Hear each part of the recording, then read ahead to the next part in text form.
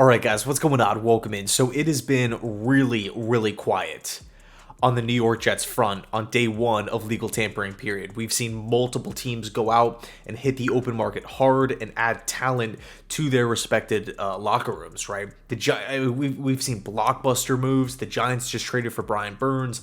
The Falcons just found their quarterback of the future in Kirk Cousins, signing him to a 4-year contract. I mean, man, running backs are getting paid. Carolina signed Robert Hunt to a 5-year contract worth $100 million. Money's flying all around. But when we look at the New York Jets, we've signed Isaiah Oliver, but that was yesterday. We re-signed Greg Zuerlein and Chuck Clark. That's it. You're looking at how many team needs the Jets have. We have quite a lot, right? Wide receiver 2, slot wide receiver, backup quarterback, left tackle, right tackle, a starting guard at least, right? Depth on the offensive line. I feel good about safety at this point with the addition of Chuck Clark. I think we all know too that the Jets need some more help on the inside of the defensive line. We have a lot of pending free agents in that in that room, and we also lost Bryce Huff to the Philadelphia Eagles. Congratulations on the big money deal for him. Undrafted free agent. Love the story. Hard worker, coming off a great season. I'm wishing him nothing but the best. But we look at the New York Jets right now and really, on day one of legal tampering period, and of course it's not over. I mean, the Jets could be signing somebody as we speak, but at this point in time, it looks like the Jets are doing exactly what they did last year, which is Joe Douglas has his set prices for players, and he's not going to go above them. Now, there's really two ways of looking at this, right? Number one, you can look at all of these players that are going off the board and say, what are we doing? What are we doing? I was just actually texting with one of my good friends who's a big Jet fan, and so is his dad, who's 67 years old, and his dad is been a Jet fan his entire life, seen everything, and is just he's disappointed. I mean, multiple offensive linemen are off the board here, right? Kevin Dotson signed a multi-year deal with the LA Rams. Robert Hunt, again, 5 years, $100 million with the Carolina Panthers. Graham Glasnow, multi-year back with Detroit. Ezra Cleveland, multi-year with Jacksonville. John Runyon, former Packer, now a New York Giant. Jonah Jackson, right? The Rams double dipping at guard, spending a lot of money there. And then Illuminor, right? Former Raider, now signing on to the New York Giants. I mean, man, that's a lot of players, right? Not to mention Cushenberry as well, going from Denver to, I believe, Tennessee. I mean, that's a lot of solid offensive linemen here.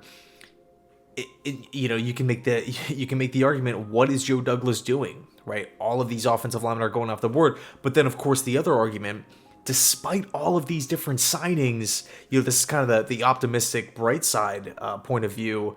There's still so much talent out there, right? Despite all of those offensive line acquisitions, Mike Onwenu's still out there. Connor Williams from the Miami Dolphins, I would love to see him in the green and white. He would really give the Jets a boost on the inside. Kevin Zeitler, Tyron Smith is still out there. Jonah Williams, Calvin Ridley, there's still talent. Hollywood Brown is another guy I like, Tyler Boyd. There's talent out there. But here's where it gets a bit frustrating, right? When are the Jets going to make a move? We also have the mega story that came out earlier this morning, but it's kind of been flying under the radar because of all the free agent acquisitions. T. Higgins officially requested a trade. Higgins is a guy 6'4", 200 plus, has had multi-1,000+ yard receiving seasons as the number 2 in Cincinnati at 25 years old. Yeah, I'm fine giving up a lot to go get him. I'm fine signing him to a 5-year deal. Like, to me, he checks, enough boxes, but if I put myself in T. Higgins' shoes, I think he might want to go to a team where he's the clear-cut number 1 go-to option, which is why he's being linked to Carolina. Obviously with the New York Jets, you have Garrett Wilson there, as well, and he's considered a number 1 wide receiver in the NFL, a freaking beast, one of the best young receivers in the National Football League. But here's the deal, right? We've got to do something to improve this roster. We have too many holes to just sit by and watch these free agents continue to sign elsewhere and get better. My fear is that the Jets bring in like a David Bakhtiari and then call it a day. Or we're searching and sifting through, like the tier 3 free agents. I really want the Jets to take a swing here. I really want to see Joe Douglas and this Jets organization be more proactive, get in front of the team needs. Now, I'm not saying spend every penny we have, sell out, bring in, anybody just to do it. Of course not. You have to have a plan. You have to have scheme fits here. You have to have, because the Jets have so many needs, we can't just give all of the assets, all the financial assets to one player and just, say, all right, well, we don't have any more room to work with. But I mean, man, at the end of the day, the cap did go up by a record $30 million. Laken Tomlinson was released. CJ Uzomah was released. I don't want to just have all this cap space and not do anything with it. Now, I think we will get something done with one of these big name players. I'm not sure who, but I gotta be honest, it does kind of feel like it's inevitable that Bakhtiari will be joining the New York Jets. Aaron Rodgers and Bakhtiari had like a little back and forth on Twitter kind of regarding, Bakhtiari's exit in Green Bay. So we'll see what happens. Let me know your thoughts down below in the comment section. Are you hitting the panic button or not yet? Again, a lot of good players are off the board. A lot of teams out there are getting a lot better with these acquisitions, with their vacancies, getting filled.